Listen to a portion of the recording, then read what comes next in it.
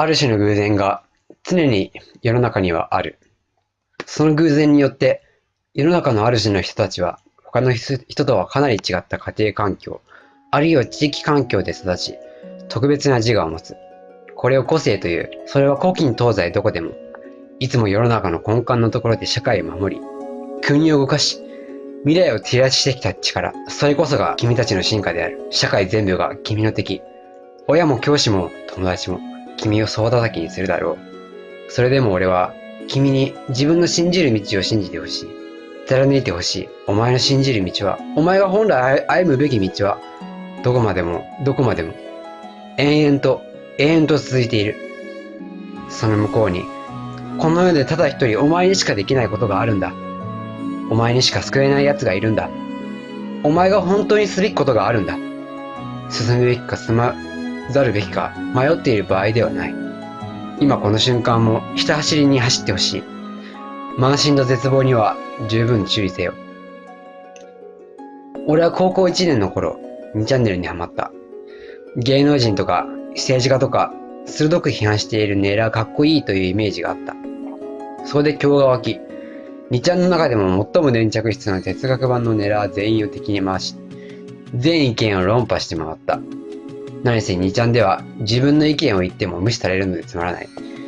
2ちゃんでは他人を否定した方が面白い。まあ、ネラーは見かけ倒しですね。ちょっとつつくとすぐ倒れる。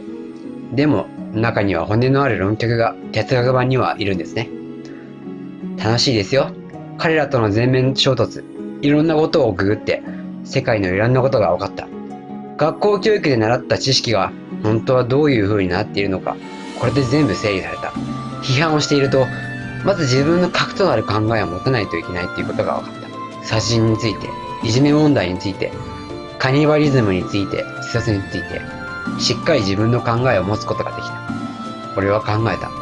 こんな風に、もし身の回りの小さなことから、大きな国際政治倫理の問題まで考えることができたら、どうなるのかと。可能性が多すぎて想像もつかない。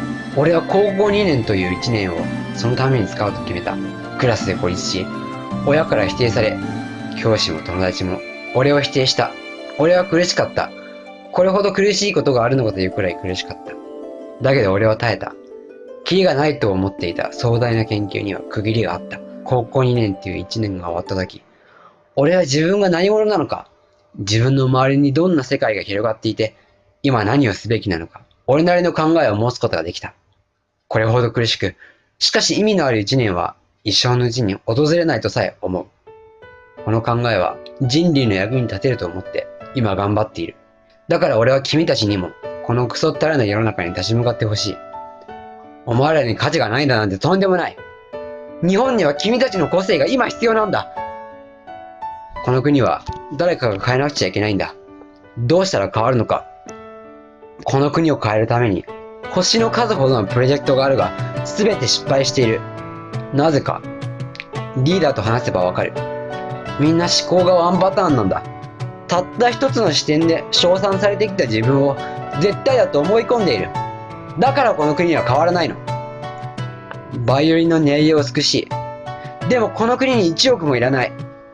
この国に必要なのはビオラであり、コントラバスであり、トランペットであり、サックスであり、フルートであり、オカリナであり、木琴であり、大太鼓であり、ピアノなんだ。この国に必要なのはアンサンブルである。君たちこそが最後の砦である。個性は負けていく。社会に押しつぶされるから。故に高校まで耐えた君たちは称賛に値する。だが君たちの多くは社会に負けているのではないか。絶望に吹き飛ばされそうになって紙一重で捕まっているのではないか。自分の苦手なことや不得意なことから逃げてはいないか。変人は社会から総叩きにされるから。君はそれでも阿鼻叫喚の試練に立ち向かわなくてはならない。君というかけがえのない個性はこんなところで死んではいけない。君の本当にすべきことはその先にあるんだ。そのために君に必要なのは一つでいい。何か強力な励みだ。俺にはそれまでの両親の深い愛があった。君たちにはこの文章と俺の信頼ではダメか。あのなお前ら、その道がいかに果てしなく見えても、どんなに結果が出なくても、絶対に諦めるな。俺は小学校の頃、ありえないほど国語が苦手だった。国語は漢字だけ覚えだから、漢字だけ点もらって読解は全抜だった。でも俺は決して諦めなかった。国語は勉強しても意味ないって友達のそしりを横目に6年間バカにされながら報われない努力を続けた。高校3年の最後の最後で俺の国語の模試の点数は上がった。浪人時代も不断に努力を続けた。5時間ずっと一問解き続けたこともある。東大模試では偏差値安定60代だった。俺のロジックは数学と将棋だけじゃないと思う。この文章力だって6年間必死に磨いてきた国語の力だと思う。でもたとえ6年間の努力が全く報われなかったとしても、俺は諦めなくてよかったと思う。それは決して机にかじりつくだけじゃなかった。いろんなことを考えて、いろんな人の話を聞いて、本屋を回って、国語の先生と仲良しになった。それはとても楽しかったよ。何事も苦労しない方がいいに決まっている。努力は報われた方がいいに決まっている。それでも、血の滲むような努力が全くの無駄だったとしても、何年も諦めないで、挑み続けたことをみじんも後悔する気にはなれない。この言いようのない喜びは理屈を超えている。経験しなければならない。これは多くの人間に絶対してほしい。それが生きる喜びだし、人生の深みだと思うから。お前さ、何のために生きてるんだよ。こんな努力、何の役に立つんだってさ。何かに役に立ってしまった時点で、その何かの方が大事だってことになってしまうだろう。じゃあお前は一体何のためだったら本気になれて、幸せになれるんだよ。人間にはさ、その段階では人生経験が足りなくて身につけれない感覚ってのがあるんだよ。でも諦めないで、その問題に何年も意識し向き合って、いろんなことを経験しているうちに、その感覚を身につけることができる。世の中、不得意なものとか、苦手なものこそ、自分に一番足りないものを教えてくれるんだと思う。今の人間は不得意なもの、苦手なものから簡単に逃げるから、いつまで経っても軟弱なんだよ。俺は決して体力には恵まれなかったが、どうしたら上達できるのか一生懸命考えながら取り組んでいたら、単元の最後では、わけもなく気違いのように威張り散らす、どこまでもバカでゲスな運動部だって撃墜できた。すべての人間が社会に出て向き合うことになる果てしなく大きな壁にいかにして立ち向かうか。体育という単元ですら、俺たちに何かを伝えようとしている。何の役に立つのか。それさえ知り得ないほど俺たちは未熟。足りねえ頭でぐちゃぐちゃ考えんじゃねえよ。目の前の問題に向き合うか逃げるか、それだけだろうが。突拍子もないことをばっかりやっている君たち変人。だが問題を起こさないことしか考えてない。かっこつきな優等生よりも、俺はずっと君たちを評価する。言われたことだけやったって、そんなの何の価値もないわけですよ。日本中1億人が同じことをやっているわけなんだから。日本には会議に出てくるアイディアが少ないわけですよ。視点が少ない。今日本に必要なのは、多様な発想であり、様々な考えなのである。君たちのチンプレは実に素晴らしい。これこそが日本に最も必要なものだし、この国の可能性だと思う。どんどんやってほしい。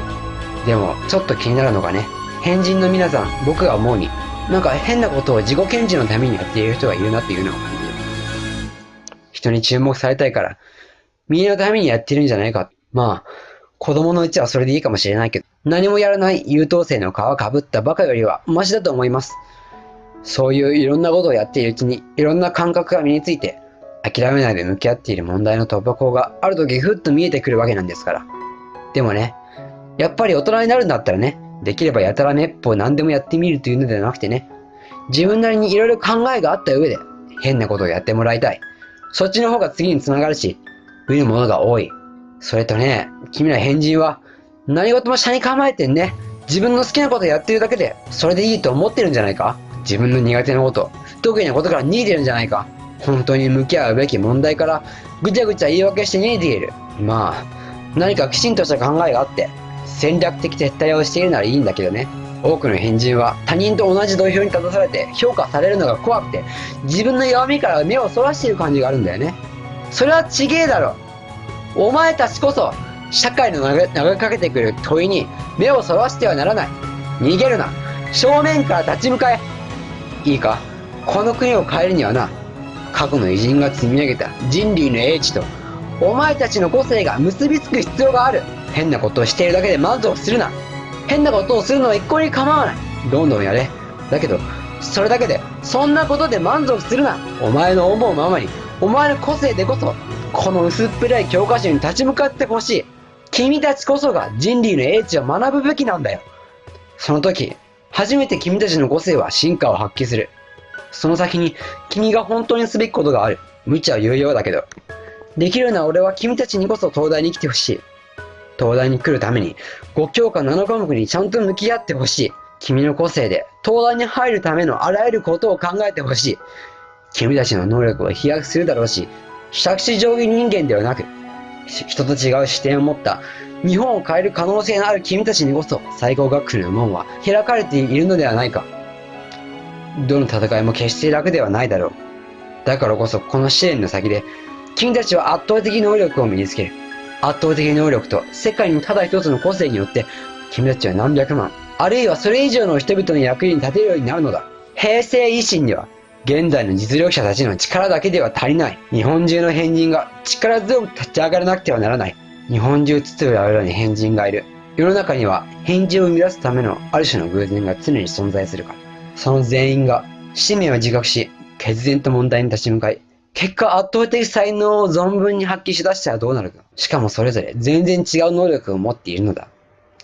世界はその時、俺たちの望むままに作り変えることができる。あ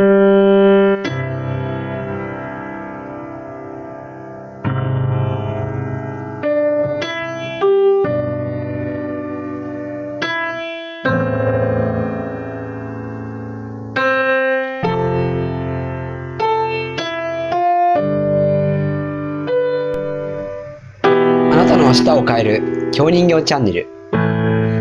チャンネル登録をよろしくお願いします。京道チャンネル、which changes your life. I'm glad if you register my channel.